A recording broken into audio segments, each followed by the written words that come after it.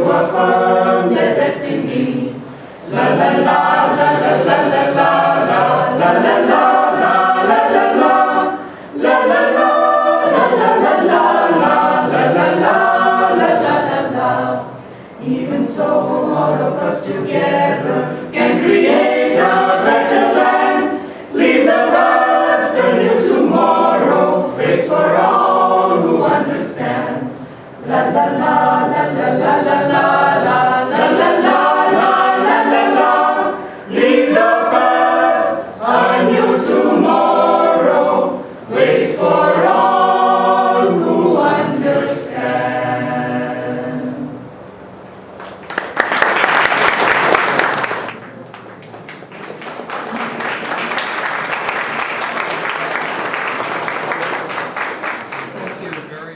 For your kindness and for all of the kind words. Let me begin by saying that I would like to dispel a possible doubt that is that because our lives are dedicated to a spiritual effort, that therefore we don't have too much practical experience, that we haven't dealt with the world very much, we haven't had to deal with stresses and problems, and that we've led some kind of very distant, removed, and tranquil life. That's not true. We have been intensely active in our life. The creation of something that is a new model for the entire world. When our guru came to America, he saw that the consciousness of Americans had an imbalance in it. It had a lot of drive. It had a lot of energy. It had a lot of positive thinking, so that Americans are extremely good at accomplishing what they're trying to accomplish. But we're, as a culture, unbalanced in that we have driven too much toward a material satisfaction and not enough toward what is going to really feed us as people. And so, seeing this, he suggested that we should try to establish communities where there could be balanced living. And Ananda, the work that my wife, Nayaswami Devi, and I have done, has established over 9 communities around the world. And the establishment of a new paradigm into the world, let me tell you, is not necessarily easy work. It's much, much easier to establish a business or to establish something that has already been done, because you have a model for how that is done. But to have to create and have to, we've got an echo going on. Okay. So to create a new model, to create a new paradigm, a new way of living that has never been done, and to do it successfully so that it's now in its 50th year, or nearly in its 50th year.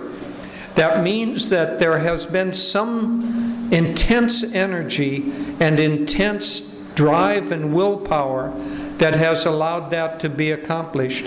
We can accomplish nothing. None of you can accomplish anything without intense effort and intense will. I know that you know that already. Otherwise, you would not be sitting in this class. You've had to go through a very competitive, stressful life in order even to get as far as you are now, and that will continue. But because we want to talk mainly about balanced living, but I wanted first to say that we're not coming from an impractical, distant, unrelated area, or an area that we don't have any experience of the things that we're talking about ourselves. We have lived what we're talking about. So let me now ask a question. You don't need to answer. I'm going to answer for you, but I'm going to give a little pause for you to think. Why are you here studying at this university? Just stop and think about that for a little while. I would imagine that most of you answer that question by thinking to yourself that being here is going to allow me to get a good job. I will be able to earn a good living. I will be able to have possessions. I will be able to have a house. I will be able, in other words, to live a successful life. Let me ask another question. Why do you want to have a house? Why do you want to have money? Why do you want to have success? Think about that for just a moment. What is that going to do for you as an individual? Is it going to do the one thing that you are most wanting? Our Guru Yogananda said that everyone in the world is motivated by the same basic motivation. We have a desire to be happy and a desire to avoid pain or suffering. So getting a job, getting a house, getting possessions, underlying that is the motivation of doing that in order to be happy. Isn't that correct? Otherwise, if your professors told you, we want you to struggle for 25 years of education in order to be able to leave school and lead a terrible and unhappy life, how many of you would be in this room? Of course not. And so now the question has to be asked is, does this track lead to happiness? Does getting an education, attaining success, attaining possessions, perhaps status in society, does that lead to happiness? Yes, it does. But it does not lead to a balanced happiness. Many, many people, my wife and I, travel throughout India. We come often. We also travel around the world. And we have seen a pattern around the world, and especially true in India, and especially true at this time in India, where people are running so fast and so hard for job, for position, because the competition is so strong behind them that they have no time to really calm down and stop and enjoy what they're trying to achieve. And so I'm not going to suggest that you don't strive, because it would be useless for me to suggest that. You are going to strive. There's too much competition, there's too much pressure, and India now is rising up, not only in the culture of India, but in the whole culture of the world. And so that rising up, one can think of it like pushing up a whole continent. That takes a lot of energy and a lot of effort. And so that is going to continue, and it is almost certainly going to continue throughout your entire life. You are going to be under pressure and under stress, and you will be striving to achieve, because if you don't, somebody else will come forward and take your place. And so I'm not suggesting that you don't strive, that you don't make that effort. But what I am going to suggest and going to give you some practical ideas is that you learn how to take a balanced view to your life, because unless you take a balanced view to your life, you will not achieve what you yourself are wanting to achieve, which is happiness. If you only work with the intellect, and you only work with the will, and you strive and push and attempt to achieve, you may accomplish that. achievement, that goal, whatever it is. Some of you may go out and found an entrepreneurial company that creates huge wealth, or you may find wonderful positions. But 10 or 15 years down the line, you are likely to find that your life is beginning to feel somewhat empty, and to be true, somewhat shallow, because the pursuit of outward success only feeds a small part of who we are. See, we have within us, each one of us has within us different aspects of our nature. We have a physical body, obviously, and there are things that we can do to keep that physical body healthy, to keep it strong, to keep disease away. And if we don't take care of our physical body, we will grow sick, or we will grow feeble, and we won't be able to do the other things that we're attempting to do. But I'm not going to talk at any length whatsoever about how to take care of your physical body. There are many, many blogs, and the whole internet is filled with advice about how to take care of your physical body. So let's assume that in all of this striving, all of this pressure, all of the hours that you will spend on the job or in a car, commuting or whatever it is, those hours and hours, that you find some time to also devote to taking care of your health and your body. Because if you don't, that imbalance will end up making you unable to achieve the goal that you're trying to achieve. Think of an animal, let's say an elephant, since elephants are so large and regal and seem nothing could bother them. But that elephant has to walk on 4 legs.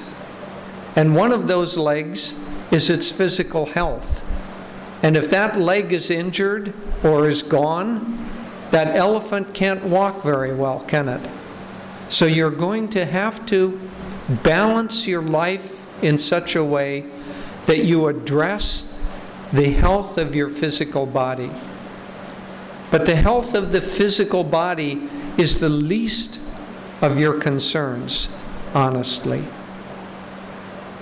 Next comes the fact that you have emotions, you have an intellect, you have a mind and an emotional body. And if the balance that you have of what you do with your mind or what you receive into your mind is out of balance, you can't be happy. If all you do is work, work, work, you will not end up being happy. If all you do is use the intellect, you won't be happy, because your emotional nature also needs to have attention. It needs to be brought into balance. It needs to be fed. And what feeds your emotional nature? Does driving to, let's take the model of starting a successful entrepreneurial business. Does driving and day after day, year after year, trying to achieve that success and that focus on that alone, does that feed your emotional nature? What is the emotional nature that you want? Well, part of it is that you want to be happy. But what else is a part of that being happy? You are going to want to have healthy interactions with people. You're going to want to have harmony in your life. You're going to want to have love in your life. You're going to want to have the ability to work with others, be with others, enjoy the company of others in such a way that it leads to your happiness. If you were an entrepreneur and all you did was shout at other people and drive them and tell them how terrible they were and they were not doing a good job and that they had better shape up, or you're going to fire them and replace them with someone else? What kind of emotional energy are you going to receive in return from those people? See, there is a spiritual law that whatever kind of energy we give out, we are going to receive back. And so if you give out the energy of, I don't care about you, I don't care about your welfare, I don't value you, I do not respect you, what are you going to receive back from that person?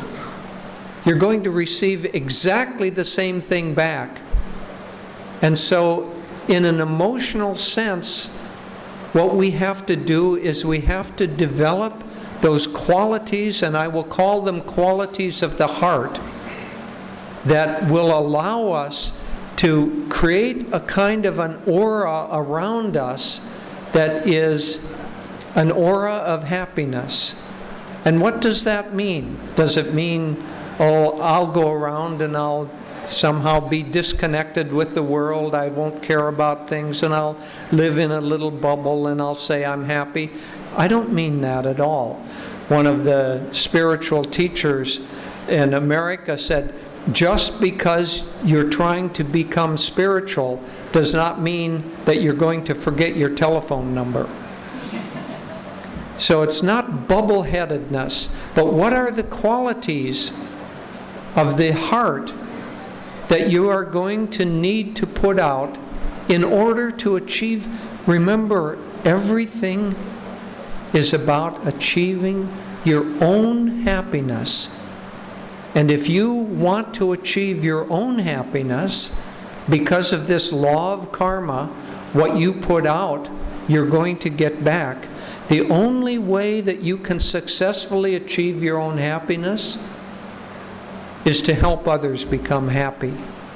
If you don't do that, your life is going to be out of balance, and at an emotional level, if you do not learn and do not have within you the desire to help others become happy, you will be setting the conditions for your own unhappiness. You will end up, at least on the emotional level, being a failure. Maybe you'll have $1 billion. Maybe you'll have 100 automobiles. Maybe you'll have mansions everywhere. But if you do not try to make other people happy, everybody else will be trying to make you unhappy. The world itself will be trying to make you unhappy. So how do you make others happy? You give them respect. You give them kindness. You give them caring, honest, real caring. So that if you have somebody that you're working with, or that you're studying with, or that your family, you give them what you would like to receive. Jesus Christ in the Christian Bible said it beautifully. He said, "Give unto your neighbor that which you would like to have your neighbor give unto you." So give to other people that which you want. It's a very, very simple teaching, but unfortunately it is followed by very few people. Not very few. Most people follow it. But there are many, many people who do not find this simple truth, do not understand it, and therefore are condemned because they have cut off one of the legs of the elephant on which they are riding. And so, in the balance, you have to take care of your physical body, but you have to take care of your emotional body by giving out the kind of energy to other people that you would like to receive from them. Now, there's another aspect to this. And that's that the energy that we give out, the energy that we put into anything at all. Many of you are engineering students, so you'll understand this. If you put energy through a wire, it creates a magnetic field around that wire. Isn't that true? If you put energy into trying to make other people happy, it's like putting that wire into energy into a wire. It will create a magnetic field around that intention in your mind, and that magnetic field will end up drawing to you from sources that you may not even know exist.